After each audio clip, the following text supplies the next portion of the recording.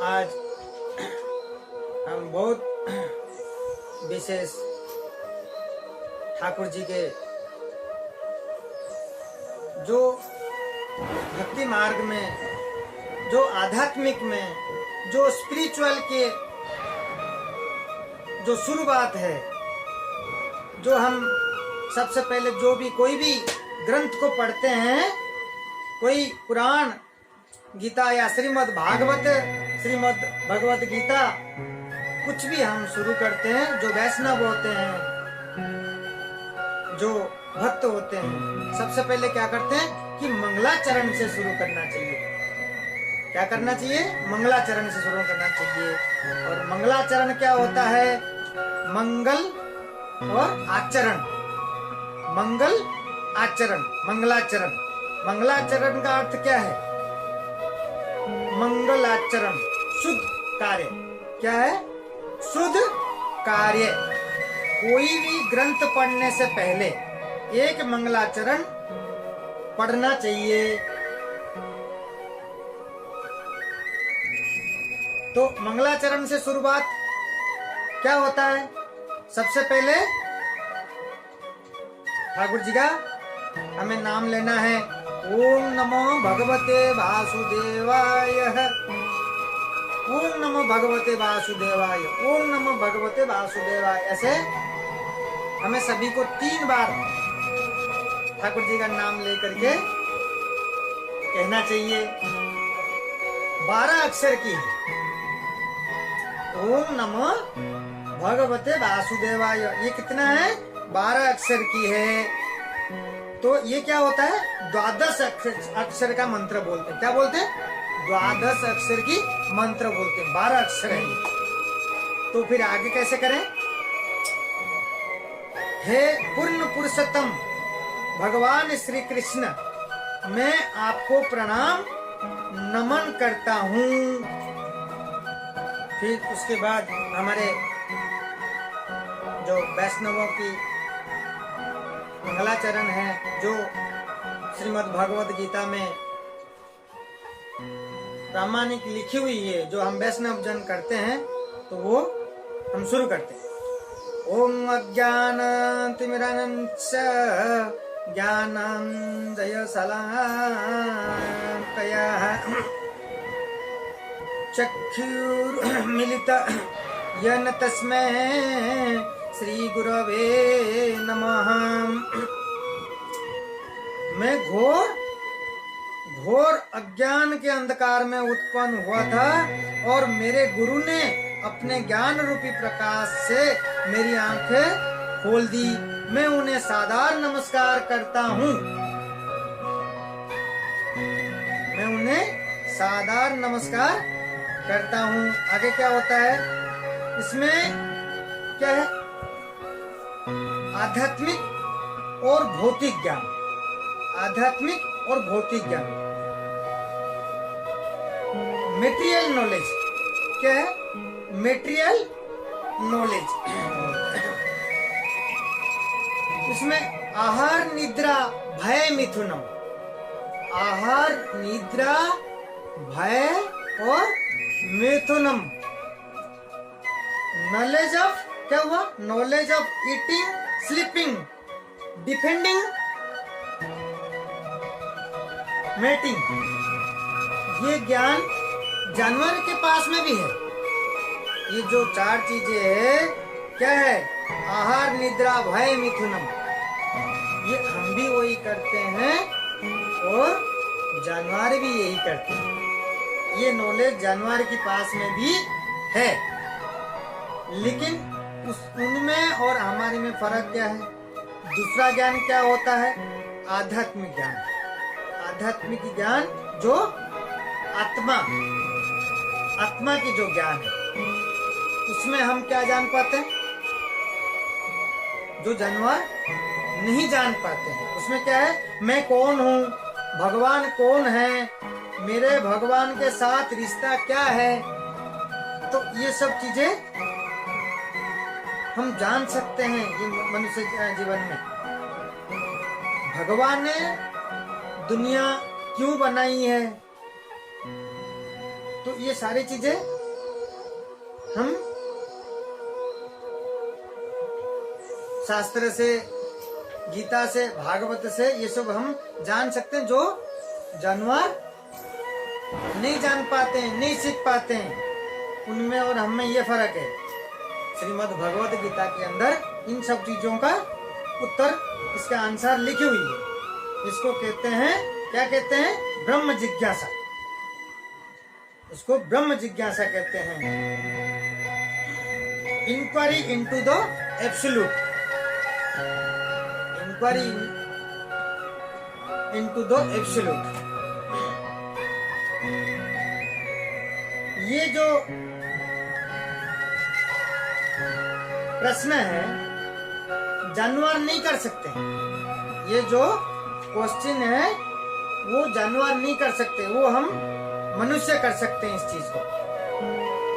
हम में और जानवर में यही फर्क है, क्योंकि वो जो चार चीजें तो सभी कर सकते हैं, बाकी जो हम कर सकते हैं वो जानवर नहीं कर सकते।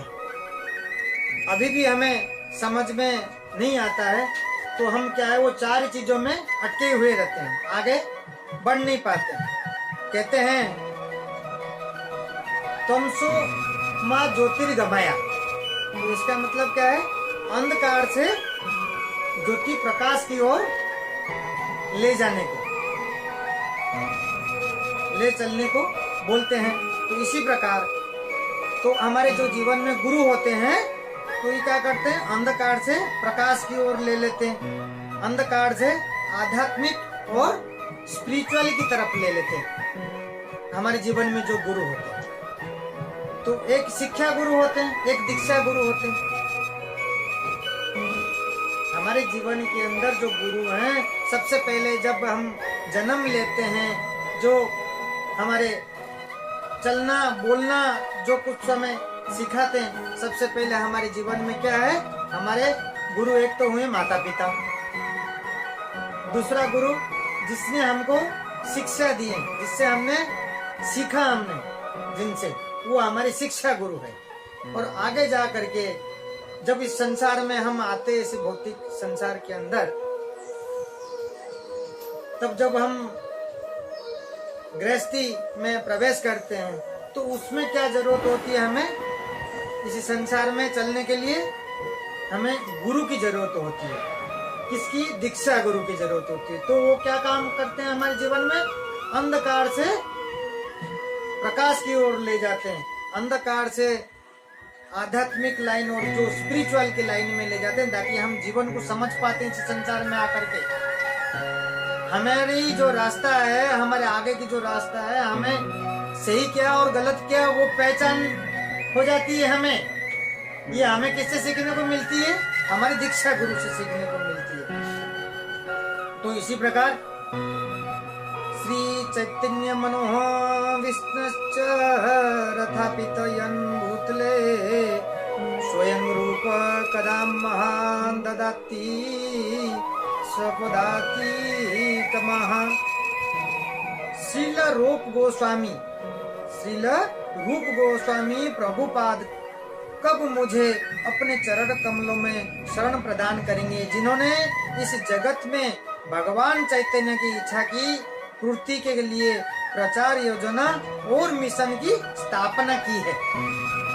तो श्रील रूप गोस्वामी जो थे, वो वृंदावन के अंदर 6 जो हमारे मुख्य जो साधु थे, उन 6 में से हैं। वृंदावन के अंदर 6 गोस्वामी जो थे, उनमें से हमारे रूप गोस्वामी हैं। ये सब गोस्वामियों ने वृंदावन में सबसे पहले मंदिर बनाए थे, इससे पहले मंदिर नहीं था। हमारे जो 6 जो गोस्वामी हैं, सबसे पहले वृंदावन में वही लोग मंदिर बनाए थे, इससे पहले कोई मंदिर नहीं था। ये जो 6 गोस्वामी हैं, ये बहुत कुछ हमारे जीवन के लिए, हमारे ये संसार के लिए बहुत कुछ करके गए, हमारे कल्याण के लिए।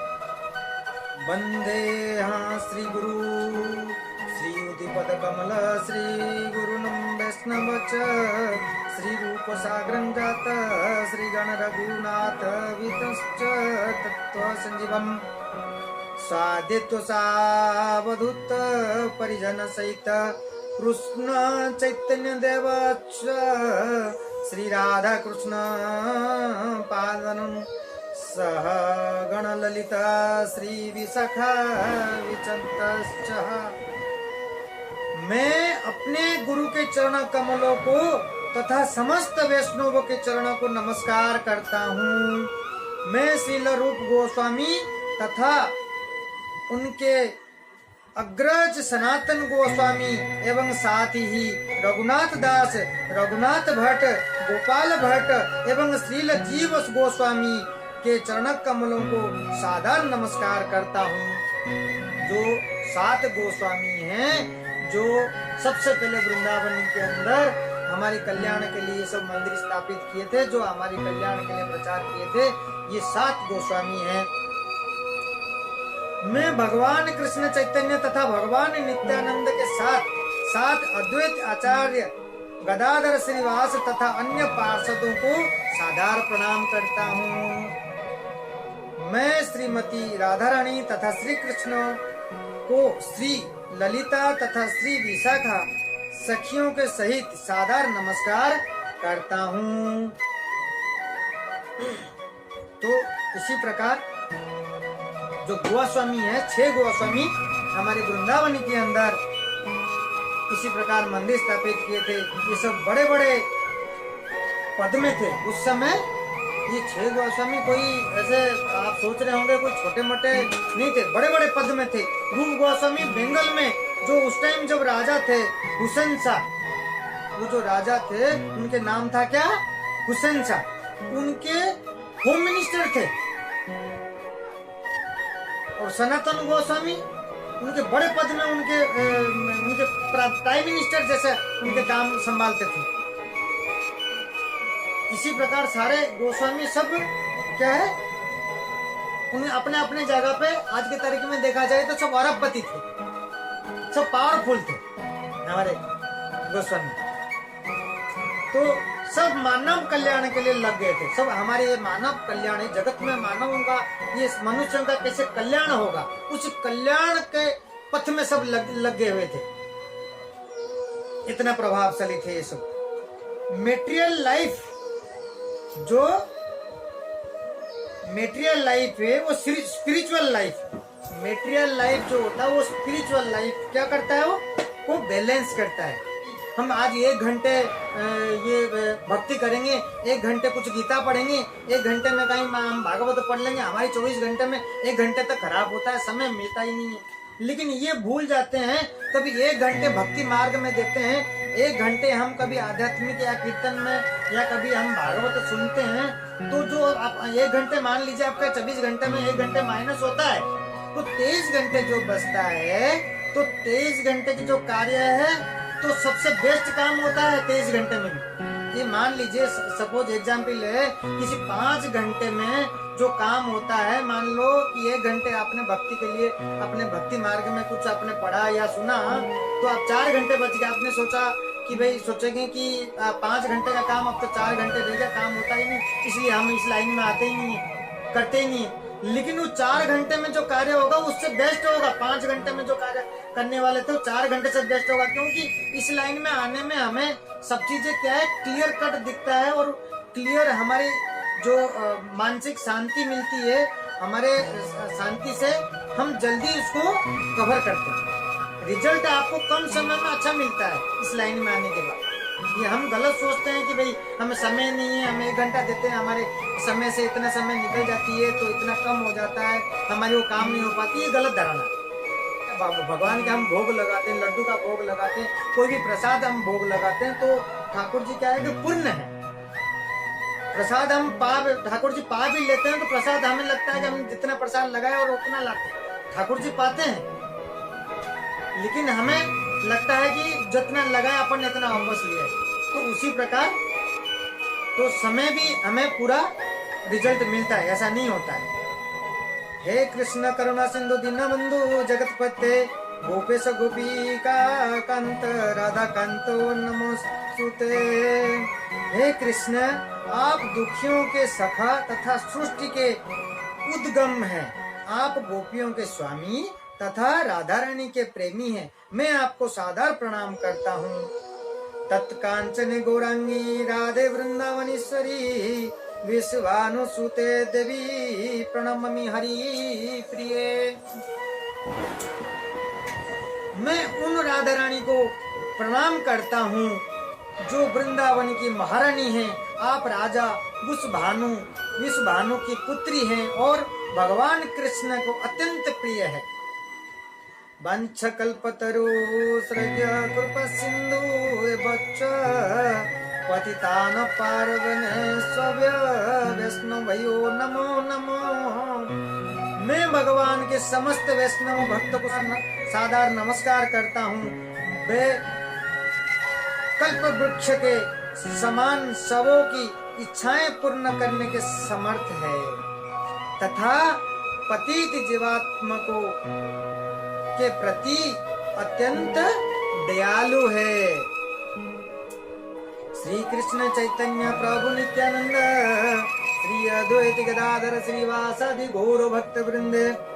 श्री कृष्ण चैतन्य प्रभु नित्यानंद श्री अद्वैत गदाधर श्रीवासादि समस्त भक्तों को सादर प्रणाम करता हूँ। तो इसी प्रकार हमारे जो मंगलाचरण है, इसी प्रकार हमेशा ग्रंथों से पहले हमें वैष्णवों को हमें सभी को करना चाहिए। उसके बाद हम शुरू करने से पहले ठाकुर जी का हमारे महामंत्र का नाम जरूर जाप करना चाहिए।